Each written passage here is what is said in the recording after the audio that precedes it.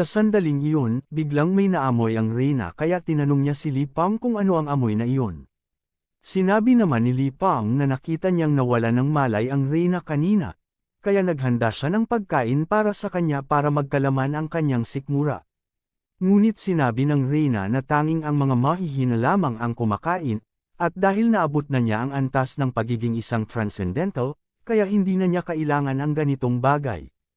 Habang tinitingnan niya ang pagkain sa kanyang harapan, hindi niya mapigil ang matakam dito. Ilang sandali pa lang ang lumipas, nag-react ang kanyang katawan at biglang umungol ang kanyang tiyan. Nang marinig ito ni Li Pang, sinabi niya na ang lahat ng mga gulay at sangkap ng pagkain ay siya mismo ang nagtanim at nagpalaki, kaya hinimok niya ang Reyna na tikman ito. Sa sandaling iyon, sinusubukan ni Li Pang na gamitin ang masarap na pagkain para hindi na magalit sa kanya ang Reyna. Sa huli, hindi na nakatiis ang Demon Queen at sinubukang tikman ang pagkain. Ngunit sa oras na may subaw niya ang isa sa mga pagkain, bigla siyang natigilan. Kinabahan si Li nang makita niya ito, dahil bagamat kumpiyansa siya sa kanyang paraan ng pagluluto, hindi pa rin siya sigurado kung maa-appreciate ng Demon Queen ang kanyang luto bilang isang baguhan. Ngunit matapos matikman ng Demon Queen ang pagkain, mabilis niya itong naubos at makikita sa kanyang mukha na nasarapan siya sa paraan ng pagluluto ni Li Pang. Naisip pa nga niya na sa bawat kagat ng karne ay parang sumasabog ang katas sa kanyang bibig. Napansin din niya na mataas ang concentration ng magical energy sa pagkain.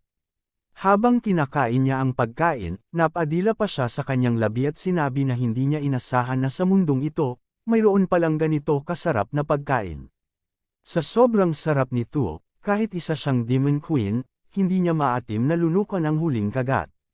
Ngunit sa sandaling nalunok niya ito, may kakaibang bagay siyang naramdaman, parang may sumabog na bulkan mula sa kanyang katawan. Napaungol na lang siya at sinabi kay Li Pang na masyadong maanghang ang pagkain, dahil sobrang nag-iinit ang kanyang buong katawan. Nang inig siya sa kakaibang pakiramdam at tinanong niya si Li Pang kung ano ang inilagay niya sa pagkain. Natataranta namang sinabi ni Li Pang na naglagay lamang siya ng kaunting sili, na tama lang para sa kanyang panlasa. Tinanong pa niya ang Demon Queen kung hindi ba siya sanay sa ganoong klaseng pagkain. Habang namumula naman ang mukha ng Reyna mula sa init na nararamdaman, iniisip niya na baka may masamang balak si Li Pang at ginagamit ito upang ikulong siya upang gamitin sa kanyang mga eksperimento. Samantala napansin ni Li Pang na tila hindi sanay sa anghang ang Reyna, kaya naisip niyang ihain ang sabaw na inihanda niya para maibsan ang init. Ngunit sa pananaw ng Reyna, iniisip niya na matapos siyang pakainin ng lason, binibigyan siya ni Li Pang ng gamot.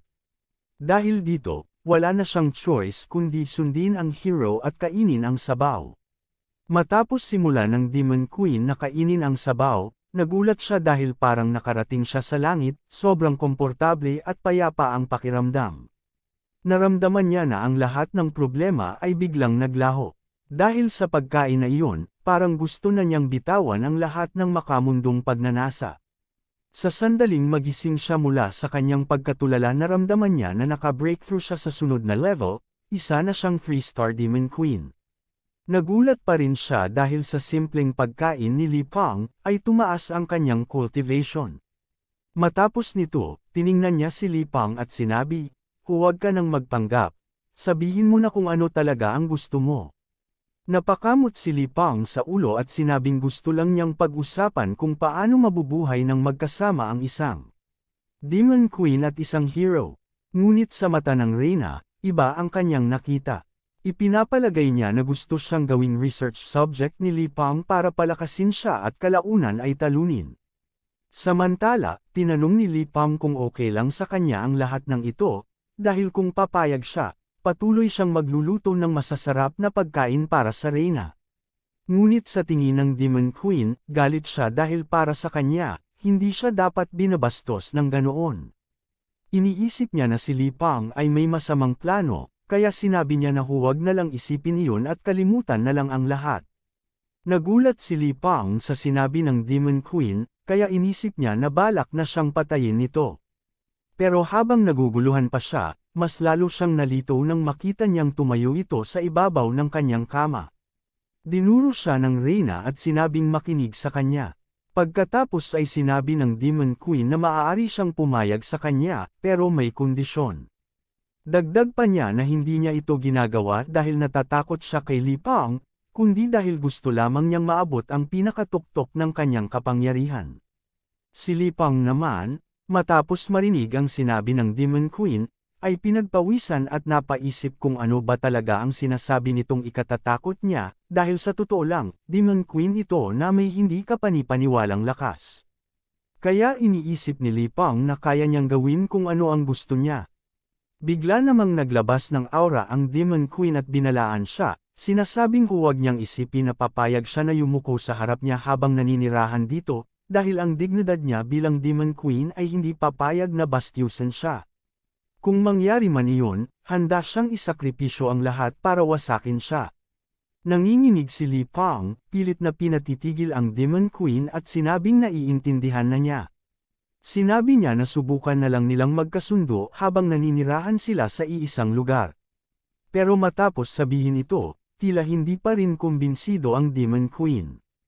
Kaya sinabi niya kay Li Pang na kung gusto niyang magsagawa ng research, lumapit na lang siya sa kanya.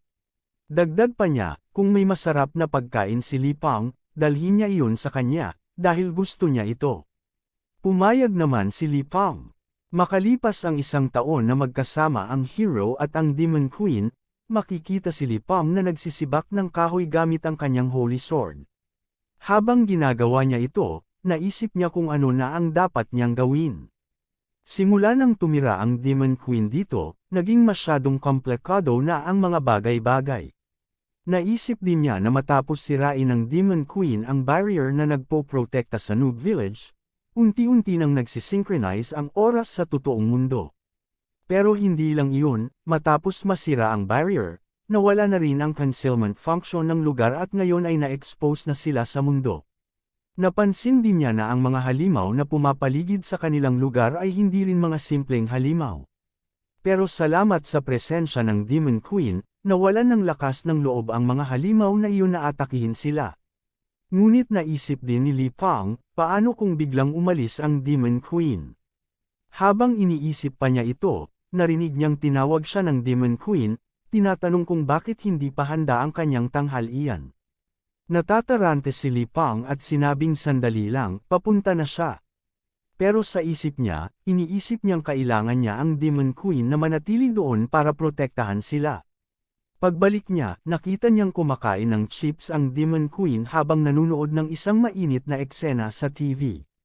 Sa puntong ito, nawala na ang dating anyo ng Demon Queen, ngayon ay isa na lang siyang matabang babae na walang ginawa kundi kumain. Nang makita siya ni Elizabeth, sinabi nitong napapagod na siyang panuurin ang paulit-ulit na video, kaya tinanong siya kung may bago ba siyang ipapakita mula sa kanyang system. Sinabi naman ni Li Pang na matagal nang nawala ang kanyang system, kaya kalimutan na iyon at kumain na lang siya. Tila nahihirapan namang tumayo si Elizabeth dahil sa kanyang laki, kaya sinabi niyang sandali lang, at ginamit ang kanyang kapangyarihan para mag-transform. Kasunod nito, lumabas ang dalawang maliit na pakpak sa likod niya at lumipad siya papunta sa lamesa, hawak pa rin ang kanyang chips. Habang kumakain, tinanong niya si Li Pang kung anong klaseng lason ang inilagay niya doon, dahil habang kinakain niya ito, hindi niya mapigil ang kumain at nagiging tamad siya. Naisip ni Elizabeth na ginagamit ni Li Pang ang masasarap na pagkain para iparalyze siya. Pero sinabi lang ni Li Pang na ang chips na kinakain niya ay mataas sa calories, kaya tumataba siya at nagiging tamad kapag marami ang nakain. Nang marinig ito ni Elizabeth, napagtanto niyang totoo nga, lumobo siya makalipas lang ang isang taon ng pananatili roon. Kaya ginamit niya ang kanyang kapangyarihan, ang negative attribute conversion, at unti-unti siyang nag-transform, bumalik sa dati niyang maalindog na katawan. Pagkatapos nito, sinabi niya kay Li Pang na sorry, nalaman siya dahil lahat ng naipon niyang taba ay ginamit niya at kinonvert para maging magic power. Hindi makapaniwala si Li Pang sa kanyang nakita, dahil hindi niya akalaing magagamit ang kapangyarihan ng Demon Queen sa ganoong paraan. Nang makita ni Elizabeth ang reaksyon ni Li Pang, tumawa siya at sinabing mukhang nasira niya ang plano nito, kaya na-disappoint siya. Nagsawa na si Li Pang sa pagdududa sa kanya, kaya sinabing tama siya at kumain na lang sila.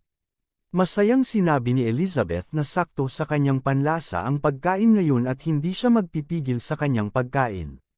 Nang makita ni Li Pang na parang nagmamadali ito, sinabi niya na magdahan-dahan lang, at pwede pa siyang magluto ng iba kung kulang pa. Pero sa isip ni Elizabeth, inisip niya na baka sinasabi ni Li Pang na masyado pa siyang mahina at kailangan pa niyang patabihin bago siya patayin. Dahil dito, galit siyang hinampas ang lamesa. Hindi naman ito pinansin ni Li Pang at sinabi na lang na ihahanda na niya ang dessert. Matapos marinig ito, lalo pang nagalit ang Demon King. Para bang tinatrato siya ni Li Pang na parang isang patabaing baboy. Naisip din niya na sa loob ng 1 taon ng kanilang pagsasama, nakapag-breakthrough na siya ng lampas 10 beses, kaya sa palagay niya ay sapat na iyon para kalabanan si Li Pang ngayon at magsagawa sila ng isang decisive battle. Si Li Pang naman, walang kaalam-alam sa mga iniisip na ito ni Elizabeth, ay masaya pang sinabi na ang dessert niya ay ang paborito niyang puding. Dahil dito, kuminang ang mga mata ni Elizabeth at napatalon pa sa tuwa dahil paborito niya nga ito.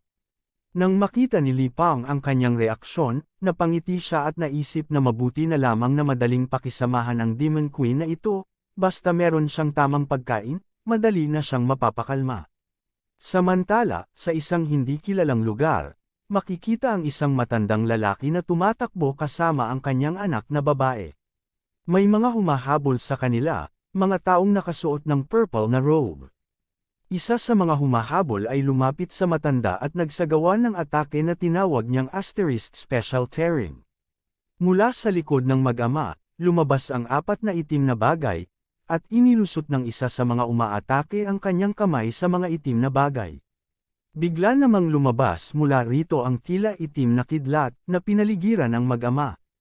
Nang mapagtanto ng matanda na hindi na sila makakatakas, naghanda siya at sinabi sa kanyang anak na habang pinipigilan niya ang mga ito, kumuha siya ng tiyempo at tumakbo patungo sa kalapit na bayan para makaligtas. Umiiyak na sinabi ng anak na hindi niya kayang iwan ang kanyang ama. Sagot ng matanda, nangako siya sa ina ng bata na paprotektahan niya ito, kaya hinimok niya na tumakas na. Ngunit bago pa siya makaalis, ginamit ng isa sa mga kalaban ang kanyang kakayahang Asterisk Ghost Fire. Nang makita ng matanda kung gaano kapanganib ang kanilang sitwasyon, ibinigay na niya ang kanyang buong lakas. Sinabihan niya ang mga kalaban na oras na para tapusin ang laban dahil gagamitin na niya ang kanyang pinakamalakas na atake. Nagpakawala siya ng isang slash attack, at nahati ang ginawang atake ng kalaban kasama ang katawan nito. Habang bumabagsak ang katawan ng kalaban, hinigop ito ng isa sa mga kasamahan nito, at matapos niyang i-absorb ito, sumanib ito sa kanya, ngayon ay 2 na ang ulo niya. Nang makita ito ng anak ng matanda, sinabi niyang kahit anong mangyari, hindi niya iiwan ang kanyang ama. Nagpakawala siya ng isang panak patungo sa isa sa mga kalaban, ngunit walang epekto ang atake. Sinabi ng kanyang ama na sa kasalukuyang lakas niya, hindi niya kayang labanan ang mga apostle ng Dark Guild, at hindi rin niya alam kung gaano katagal pa niyang kayang pigilan ang mga ito. Muli niyang hinimok ang anak na tumakas habang may oras pa. Ngunit bago pa sila makaalis, yumuko ang isa sa mga kalaban at nagsimulang manginig ang mga kamay. Tumalon ito papunta sa ama at sinuntok siya ng malakas, dahilan para magpatalsak siya sa malayo at tumama sa isang malaking bato. Agad namang napasukan ng dugo ang kanyang ama, kaya labis na nag-alala ang anak at agad siyang pinuntahan. Sinabi ng ama na huwag na siyang mag-alala sa kanya at tumakas na, ngunit sa sandaling iyon, nagsama-sama ang mga kalaban at naging isang malaking halimaw na may 3 ulo. Habang umuungol ang halimaw, nagawa ng anak na lapitan ang kanyang ama at sinabing sasama na siya sa mga kalaban basta huwag nilang saktan ang kanyang ama. Ngunit tila walang balak makinig ang halimaw, at nagpakawala pa ito ng malakas na ungol. Naisip ng babae na malapit na silang mamatay. Nang maghahanda na ang halimaw na suntukin sila, biglang may dumagan dito at naduraj ito. Mag-ama naman ay nahirapan pang tumingin. Dahil sa lakas ng hangin, at nagulat sila sa kanilang nakita. Ang dumurog sa kalaban ay isang higanteng mamut, at sa ulo nito ay may isang templo kung saan nakaupo ang Immortal Frog. Sa ulo naman ng Polaka ay may doghouse, at sa loob nito ay naroon ang isang maliit na aso. Sa sandaling iyon, sinabi ng Immortal Frog sa aso, na tinawag niyang Big Brother, na wala ng panganib sa mga tao, kaya tinanong niya kung ano ang gagawin nila. Lumabas ang maliit na aso mula sa kanyang doghouse at sinabi na huwag saktan ang tao dahil dadalhin niya ito sa kanyang master para siya ang magdesisyon. Ang asong ito ay alaga ni Li Pang na si Wang Kai. Sa susunod na eksena, ay makikitang nagigising ang batang babae sa bahay ni Li Pang na nalilito sa nangyayari, tumingin sa paligid at nagtanong, nasaan ako? Ano ang nangyari? Ang alam ko, nasa tabi ko ang tatay ko, at malapit nang mamatay. Tumayo siya, tumakbo sa pinto, at binuksan ito. Pagtingin niya, ay nakita niya ang kanyang ama na nagpapakita ng mga bodybuilder poses kay Li Pang. Habang namamangha naman ito sa kanyang katawan ay sinabi niya, wow, paano ako magkakaroon ng ganyang katawan? Sumagot ang lalaki, ang katawan ng isang mandirigma ay mahalaga. Kailangan mong mas alagaan ang sarili mo. Iniisip naman ni Li Pang, ito pala ang tinatawag na warrior profession na palagi kong naririnig. Masayang-masaya ang maliit na aso na naglalakad sa paligid ng reyna, ngunit nainis ito at tinadyakan siya at sinabi, sino ang nagdala sa mga ito dito sa bahay ko, tanga na aso? Nalungkot ang maliit na aso at nagsimulang umiyak. Samantala, patuloy na pinipisil ng ating bida ang mga muscles ng lalaki at sinabi, wow, napakakisig mo. Sinabi ng ama, kung okay sa'yo, hindi ko na rin itatago. Pagkatapos ay bigla siyang naghubad ng damit, at ang ating bida ay napahanga. Samantala nang makita ito ng kanyang anak ay agad niyang tinanong kung ano ang kanyang ginagawa. Sandali namang napuno ng awkwardness ang paligid dahil ngayon lang napagtanto ng lalaki na nandoon pala ang kanyang anak. Sinubukan naman ng ating bida na ipaliwanag ang sitwasyon, ngunit ang Demon Queen ay agad na lumapit sa kanya at nagsabi, ngayon nagising ka na, umalis na kayo. Sinasabi ko sa'yo, ako ang nauna dito. Sinubukan ni Li Pang na pakalmeyan ang sitwasyon at nagsabi, relax lang, pumasok na muna tayo. Matapos pumasok sa loob ng kanyang bahay ay naghain siya ng tsaa sa kanyang mga bisita. Matapos gawin ito ay humingi siya ng pasensya dahil ito lang ang maibibigay niya sa sinabi pa niya na masyadong liblib ang lugar na ito at lahat ng bagay dito ay siya lang ang gumagawa, kaya simple lang lahat. Tumitingin ang batang babae sa kanyang ama at tinanong, Dad, ito ba yung miraculous potion na sinabi mong gumaling ka? Nahihiya ang ating bida sa kanyang sinabi, kaya sinabi niya, sa tingin ko, medyo exaggerated naman yung tawagin itong miraculous potion. Dahil kaunting pinakulo ang tubig lang ito na may mga herbs. Galit naman ang reyna sa gilid na sinasabi, aba, bakit dinala ng asong ito ang dalawang mahihinang tao dito? Hindi ba sapat na ako lang ang nandito sa bahay na to? Sinimulang ipaliwanag ng ama ang sitwasyon, talagang wala akong malay nung dinala ako dito. Pero naaalala ko na pagkatapos kong uminom ng potion na ito, bigla akong gumaling at naging mas malakas pa kaysa sa dati. Sabi niya, anak, kung hindi dahil sa Great Li Pang, hindi na kita muling makikita pa.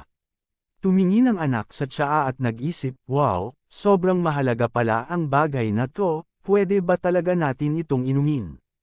Sinabi naman ng ating bida, kayong mga adventurer, ang simple nyo naman. Huwag kayong mag-alala, pwede nyo itong inumin. Nagpasalamat sila at nagsimulang uminom, kasunod nito ay pareho silang nag-transcend, dumaan sa iba't ibang pangyayari, hanggang napadpad sila sa isang maisan at umiiyak habang ang mga ibon ay lumilipad sa paligid at may isang alien ship na dumadaan. Parehong nalito ang dalawa, at biglang ang ama na mula sa pagiging 3-star Archmage naging 4-star, at ang anak naman ay mula 1-star Mage naging 1-star Archmage. Tumingin ang ama sa anak, anak, bigla tayong nag-level up. Sagot ng anak, tama ka, parang na-activate din ang elven blood mula sa lahi ni mama. Tingnan mo, tumubo na ang mga bagong tenga ko. Kinumpirma niya at napagtanto nilang wala talagang sapat na tenga noon. Nabigla ang dalawa sa realization kung gaano kalakas si Li Ping kumpara sa kanila. Para sa kanila, hindi maaabot ang kapangyarihan niya, kaya't parang nawalan sila ng gana. Ang ating bida naman ay ngumiti, relax lang, bibigyan ko ulit kayo ng isa pang baso. Pero umiiyak ang ama, tama na, Mr. Li Ping. Sobra na to, hindi na ako magdudulot ng gulo sa'yo. Iniisip ng ama, si Mr. Li Ping ay isang heaven-sent na tao, hindi ko na siya dapat istorbohin. Sumagot ang ating bida, sige, naiintindihan ko. Sana nga makapag-serve pa ako ng iba't ibang inumin at pagkain, pero kinuha at tinago na ni Elizabeth ang lahat, at kung kukunin ko iyon, papatayin niya tayong lahat.